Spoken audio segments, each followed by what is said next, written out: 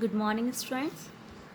आज भी हम आपके फेडरलिज्म जो है चैप्टर सिविक्स का चैप्टर सेकंड उसका पार्ट थर्ड फेडरलिज्म को आगे पढ़ेंगे। ठीक है, कल भी हमने इसके बारे में पढ़ा था कि फेडरलिज्म जो है उसके बारे में किस तरीके से हमारे इंडिया में जो होता है प्रैक्टिस उसको, तो उसी के बारे में हम आगे पढ़ेंगे। हाउ इज़ फेडरलिज्म प्रैक्टिस, हमारे इंडिया में किस कंसर्न में उसको प्रैक्टिस में लेते हैं। ठीक है, तो कॉन्स्टिट्यूशनल प्रोविजंस आर नेसेसरी। कल हमने पढ़ा था कि हमारे संविधान में जो प्रोविजंस दिए गए हैं, प्रावधान दिए गए हैं, वो हमारे लिए ज़रूरी है। ठीक है, उनको फॉलो करना, लेकिन इसके लिए ज़रूरी नहीं है फेडरलिज्म के, but these are not sufficient. केवल कॉन्स्टिट्यूशनल प्रोविजंस को फॉलो करना ही आपका फेडरलिज्म जो है उससे आपके सफिशिएंट नहीं होता है। If federal experiment has succeeded in India, यदि आपके यहाँ पे इंडिया में फेडरल एक्सपेरिमेंट जो है वो उसको सफलता मिली है इंडिया में, तो it is not merely because of the clearly laid out constitutional provisions. आपका जो फेडरलिज्म जो हमने अपनाया है उसका प्रयोग अगर हमने किया है तो उसको जो सफलता मिली है वो केवल संवैधानिक जो प्रावधान है उसको फॉलो करने से, उसको मानने से ही आपके जो है इसकी सफलता नहीं मानी जा सकती है इसकी वजह से, बल्कि रियल सक्सेस जो है, असली सफलता आपकी जो है डेमोक्रेटिक पॉलिटिक्स से आपको मिलती है। ठीक है, तो जब तक आप लोकतंत्रात्मक जो पॉलिटिक्स राजनीति की बात करते हैं हम, तो आपके लिए डेमोक्रेटिक जो पॉलिटिक्स है या डेमोक्रेसी की अगर हम बात करें वो आपके लिए ज़्यादा इम्पोर्टेंस रखती है। ठीक है, फिर आपके स्पिरिट ऑफ फेडरलिज्म जो कि आपको रेस्पेक्ट देती है डाइवर्सिटी को और डिज़ायर करती है सब लोगों को एक साथ रहने के लिए, डिज़ायर फॉर लिविंग टुगेदर। ठीक है, सबको डाइवर्सिटी जितनी आपके यहाँ पे है उन सबको रेस्पेक्ट देती है और सब जो एक साथ रहने के लिए उनकी इच्छा पूरी होती है। ठीक है, तो ये है कि आप किस तरीके से फेडरलिज्म जो है आपके यहाँ पे सफलता मिलती है उसके बारे में आपने पढ़ा। अब क्वेश्चन आता है, हमारे जो फेडरलिज्म हमारे यहाँ पे अपनाया गया है तो हमारे लिंग्विस्टिक स्टेट्स जो बनाए गए थे उसका सॉल्यूशन किस तरीके से निकला। जब हमारे स्टेट्स बन रहे थे तो उसी समय यही हुआ था। लिंग्विस्टिक जो स्टेट्स बने हमारे यहाँ पे was the first and a major test for democratic politics in our country. सबसे पहला और जो बड़ा टेस्ट हमारा था डेमोक्रेटिक पॉलिटिक्स का वो यही था। आपके लैंग्वेज के आधार पे जो लिंग्विस्टिक स्टेट्स होते हैं, जो भाषा के आधार पे जो राज्यों को पुनर्गठन किया गया, रीऑर्गेनाइजेशन किया गया था। ठीक है, उससे क्या हुआ, आपके अगर आपके बुक्स में जो मैप दे रखे हैं उसमें आप देखेंगे कि पहले 1947 से पहले और उसके बाद के जो आपके जितने भी स्टेट्स आए हैं वो सब चेंज होकर के आए हैं, यानी उनकी बाउंड्रीज़ जो है, new changes in boundaries and names of the states.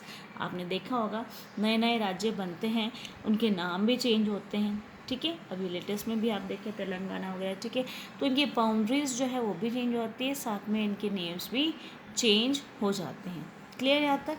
तो ये है कि लैंग्वेज के आधार पे जो है हमने, भाषा के आधार पे, क्योंकि आप देखेंगे अगर भाषा के आधार पे इसी तरीके से अगर हम नए नए स्टेट्स बनते गए तो हमारे टुकड़े होने लग जाएंगे। ठीक है, तो यही चीज़ है, तो इसको हमने बहुत अच्छे से देखा।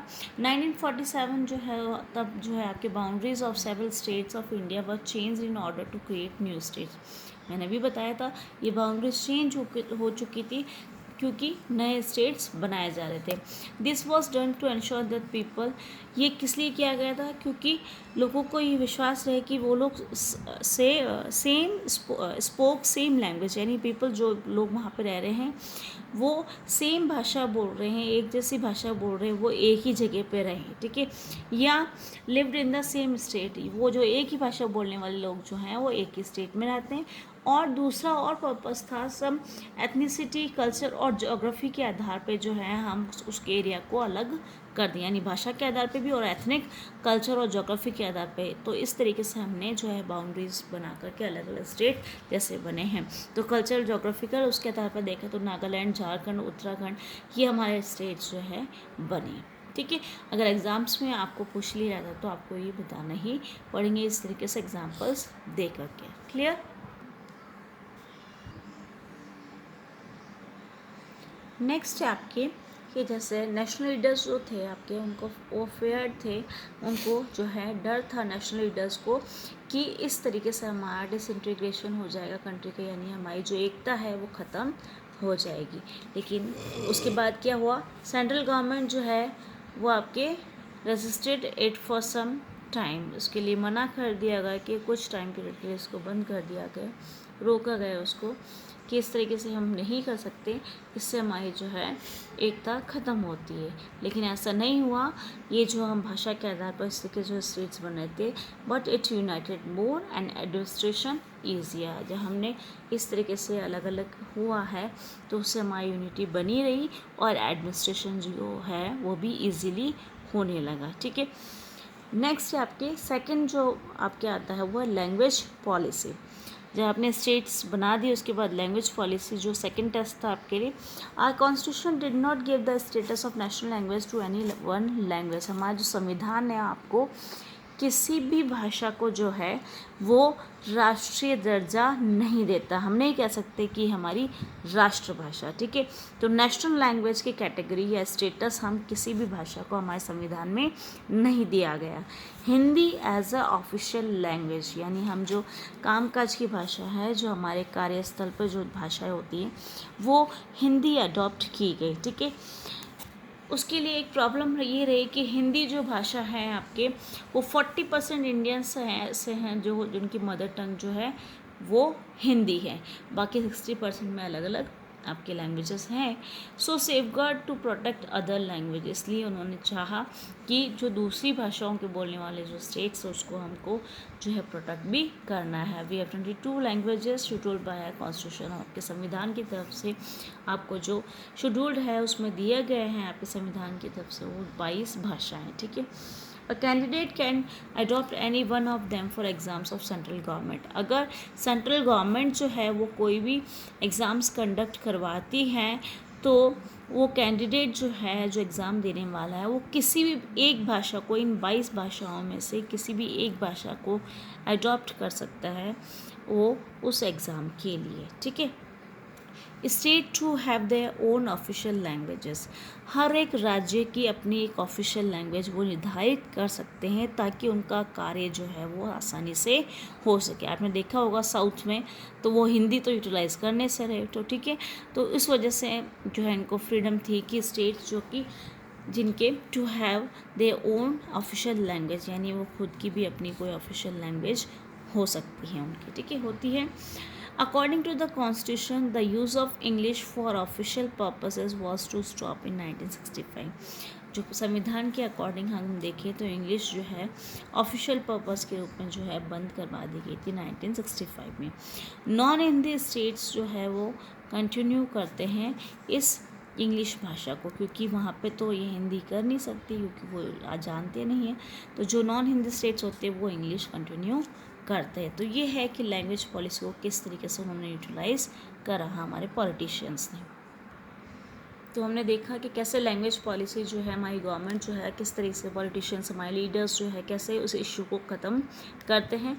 तमिलनाडु में जो है उसका इक्विवेलेंट फॉर्म में आता है, ठीक है, हिंसात्मक रूप होता है। वहाँ पर सेंट्रल गवर्नमेंट एग्री हो जाती है इसको कंटिन्यू करने के लिए इंग्लिश को along with Hindi for official purposes. Official उसके रूप में आप इंग्लिश और हिंदी दोनों को वो यूटिलाइज़ करते हैं ताकि ये वायलेंट फॉर्म जो है वो ना रहे। तो फ्लेक्सिबिलिटी हम जैसे हमारे श्रीलंका में था कि अलग अलग भाषाएं और उसके एथनिक ग्रुप के अकॉर्डिंग वहाँ पे सेटल नहीं हो पाया, लेकिन हमने फ्लेक्सिबिलिटी रखी। हमारे लीडर्स को जो है फ्लेक्सिबिलिटी जो है उन लोगों ने अपनाई, shown by Indian political leaders. They can't impose Hindi on states where people speak a different language. हमारे लीडर्स ने फ्लेक्सिबिलिटी दी कि जो नॉन हिंदी जो स्टेट्स हैं वहाँ पे आप हिंदी को जो है बाध्यता नहीं करेंगे उनको यूटिलाइज़ करने के लिए, यानी हिंदी भाषा का प्रयोग करने के लिए, या उन पे थोपेंगे नहीं। दे कांट इम्पोज हिंदी भाषा को थोपना नहीं है जो कि जहाँ पे ये भाषा नहीं बोली जाती है या दूसरी भाषा डिफरेंट लैंग्वेजेस जो बोली जाती हैं उन पे हिंदी को थोपा नहीं जाएगा या इम्पोज नहीं किया जाएगा, उनको बाध्यता नहीं किया जाएगा कि वो हिंदी को यूटिलाइज़ करें, ठीक है। तो इस तरीके से हमारे जो पॉलिटिकल लीडर्स हैं उन लोगों ने इस लैंग्वेज पॉलिसी को अपनाया और ये सब चीज़ें हमारे यहाँ पे प्रॉब्लम्स को सॉर्ट आउट किया। क्लियर। अब बात आती है कि फेडरलिज्म में तीसरी बात है सेंट्रल और स्टेट रिलेशंस की, ठीक है। जैसे आपने पढ़ा फेडरलिज्म में तो पावर शेयरिंग की हम बात करें तो थर्ड टायर की बात आएगी आगे, ठीक है। तो ये सेंट्रल और स्टेट रिलेशंस किस तरीके से होते हैं इसमें, अ वे टू स्ट्रेंथन फेडरलिज्म, ये एक तरीका है सेंट्रल और स्टेट के रिलेशंस को बनाए रखने लिए। अगर अच्छे होंगे तो इससे आपकी जो है इसकी स्ट्रेंथ बढ़ती जाएगी फेडरलिज्म की, ठीक है।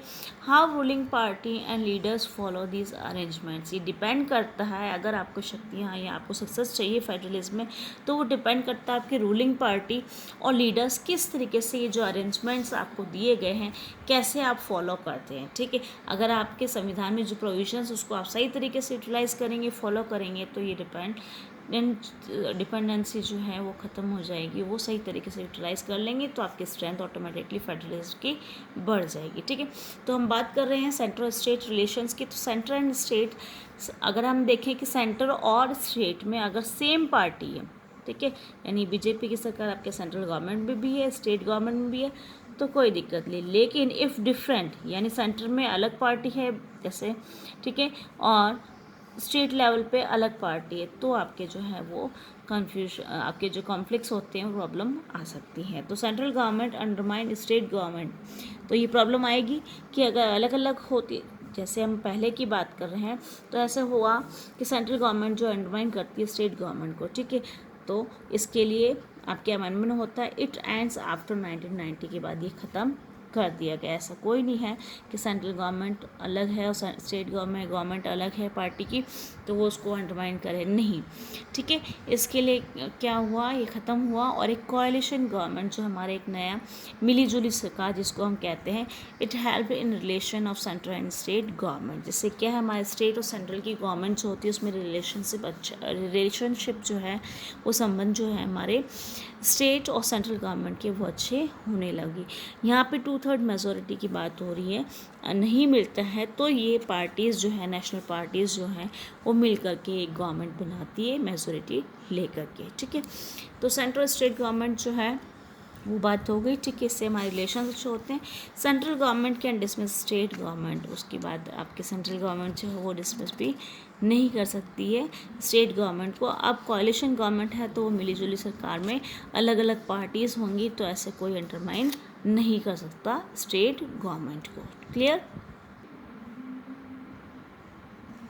नेक्स्ट टॉपिक आपके आता है डिसेंट्रलाइजेशन इन इंडिया। तो फेडरलिज्म हम पढ़ रहे थे, power sharing, central state relations का।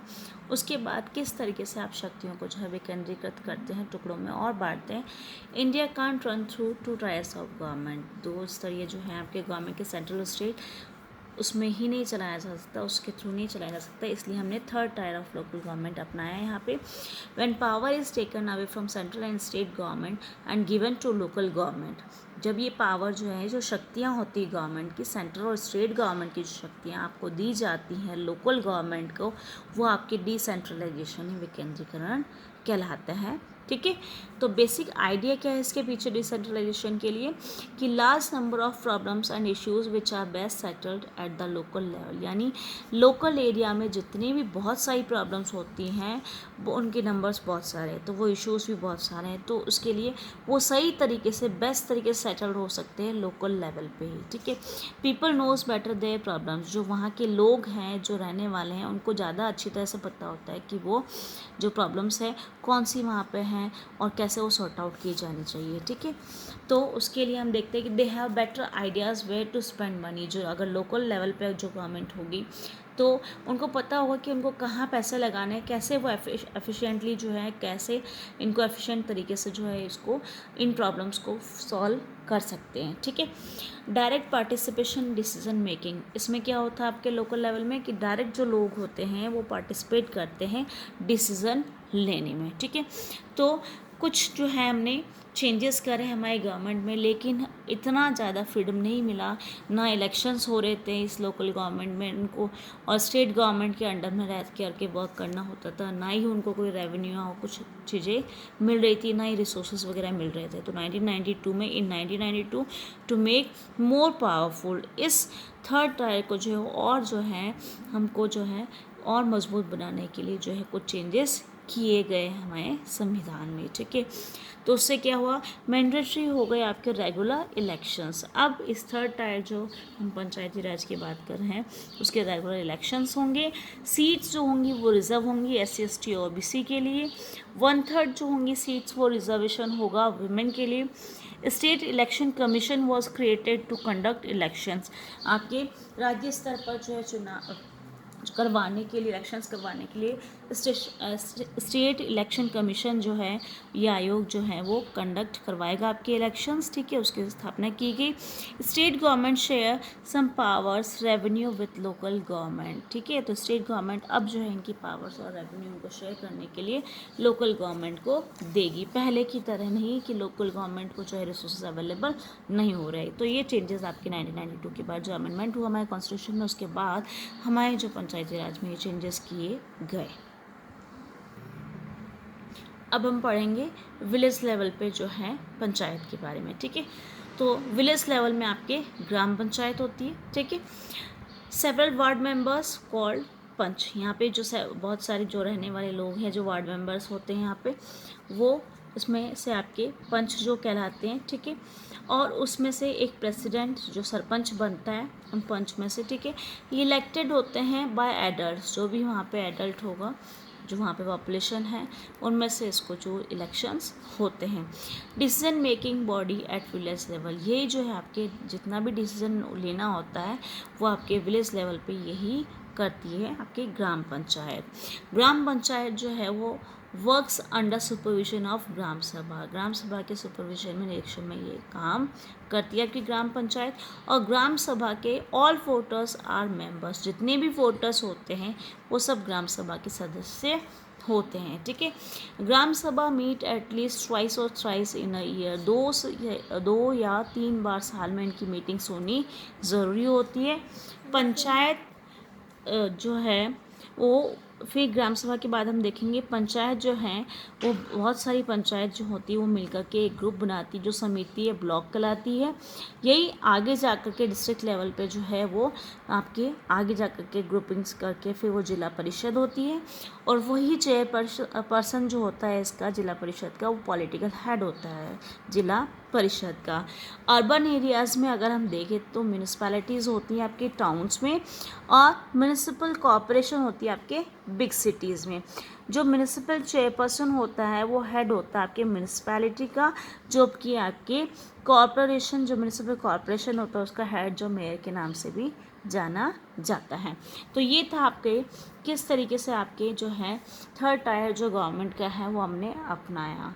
तो ज़रूरत है हमको आज भी जो हमारे रिसोर्सेज जो है विलेज लेवल तक जो है रूट लेवल पे हमको अवेलेबल नहीं हो पाते। हमारे आज अगर हम देखें तो नाउ अबाउट 36 लाख इलेक्टेड आपके रिप्रेजेंटेटिव्स हैं आपके पंचायत और म्यूनिसपैलिटीज़ में, ठीक है। तो ये नंबर बहुत ज़्यादा है। कॉन्स्टिट्यूशनल जो स्टेटस है आपके लोकल गवर्नमेंट को, वो आपको हेल्प करता है आपके डेमोक्रेसी को और ज़्यादा बढ़ाने के लिए। और वुमेन का अगर रिप्रेजेंटेशन अच्छा होता है आपके, तो ये जो लेडीज़ की जो आपकी वॉइस है वो डेमोक्रेसी में आगे पहुंचती है। अगर सेम टाइम पे अगर हम देखें तो बहुत सारी डिफ़िकल्टीज़ भी हैं। इलेक्शंस जो होते हैं आपके रेगुलरली, और ग्राम सभा और वो जो रेगुलरली जो है वो नहीं हो पाते। तो अभी भी हमको इसमें और अच्छी तरह से हमको जो है इनको पावर्स और लोकल लेवल पे जो है देने की ज़रूरत है। और उसके अलावा एजुकेट रिसोर्सेज हमको इसको देने की ज़रूरत है। तो रिसोर्सेज अगर नहीं मिलेंगे तो हमारे लिए ये जो हमने अपनाया है लेवल, थर्ड लेवल, तो वो हमारे लिए जो है यूज़फुल नहीं होगा। तो ज़रूरत है हमारे को एजुकेट जो आपके रिसोर्सेज देने की है। तो अभी भी we are thus still a long way from realising the ideal of self government. अभी भी हम सेल्फ गवर्नमेंट की अगर हम बात करें तो उससे अभी भी हम बहुत लंबे दूरी पे हैं, लंबा रास्ते पे हैं अभी। तो हमको इसको सबको चीज़ों को जो है यूटिलाइज सही तरीके से करना है रूट लेवल पे। क्लियर? ये चैप्टर यहीं कंप्लीट होता है बेटा, इसके नोट्स भी आप लोग बना लीजिए।